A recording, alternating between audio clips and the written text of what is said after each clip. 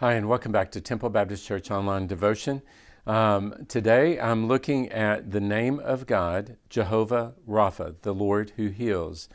The last time you were with me, we were talking about the Lord who would provide, and I hope that you've been able to implement that along with these other names into your prayer life as you pray for yourself, as you pray for others.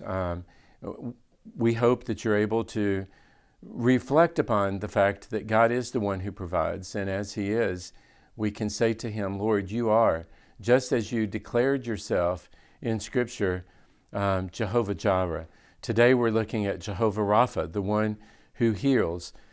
God is able to heal physically, spiritually, and emotionally. He restores those that are broken, and that is a reflection upon the fact that Jesus Himself has restored our hearts into a right relationship with God the Father.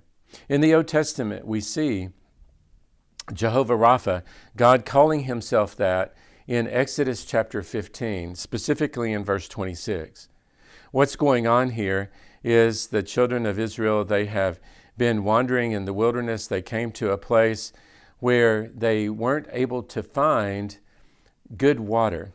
It says that the water there was bitter.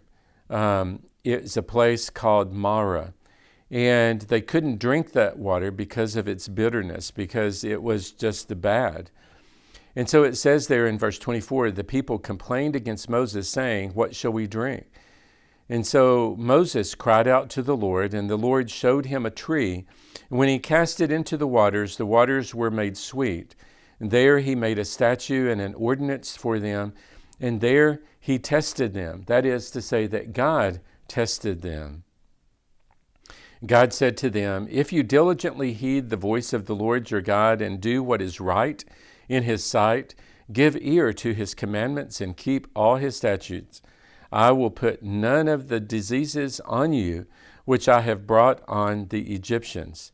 And then he says there, "For I am the Lord who heals." God declares Himself at that particular point, Jehovah Rapha, the one who heals, the one who is not only able to deal with every disease known to man, but the one who is able to keep His chosen people from receiving those diseases. Here, the bitterness of the water, the uncleanness of the water, the contamination of the water would have caused all of them to have been sick. But God directed Moses to take that tree, to throw it in, and thus God, by His own supernatural power, used what He had created to provide for the children of Israel so that they would have good, clean water, and that He would keep them from receiving these diseases. Over in the New Testament, especially all throughout the gospel accounts, we see Jesus over and over and over again healing those who were sick. In Matthew chapter 8, we see Jesus cleansing a leper. We see Jesus healing a centurion's servant. We see Jesus as well coming to Peter's house and healing his mother-in-law. And then we read in verse 16 and 17, when evening had come, they brought to Him, to Jesus, many who were demon-possessed.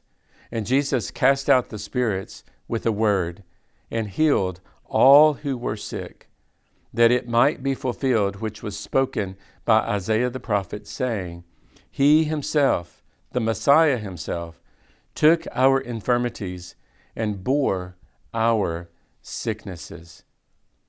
The God who has provided our salvation is the one who is able to heal us physically.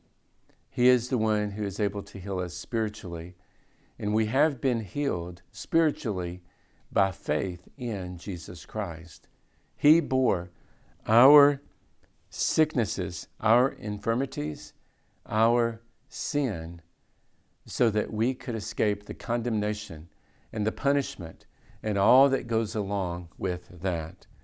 God is the one who is able to restore the broken and the brokenhearted.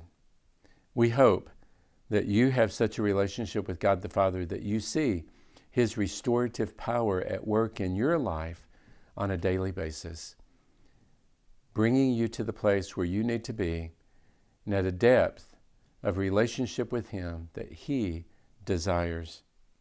Now, we hope that you'll like and share our video. We hope that if you don't have a church home, you'll come and visit us at Temple Baptist here in Poplar, Bluff, where we have services at 8 a.m., 10 a.m., and 6 p.m. every Sunday, and then again at 7 on Wednesday nights.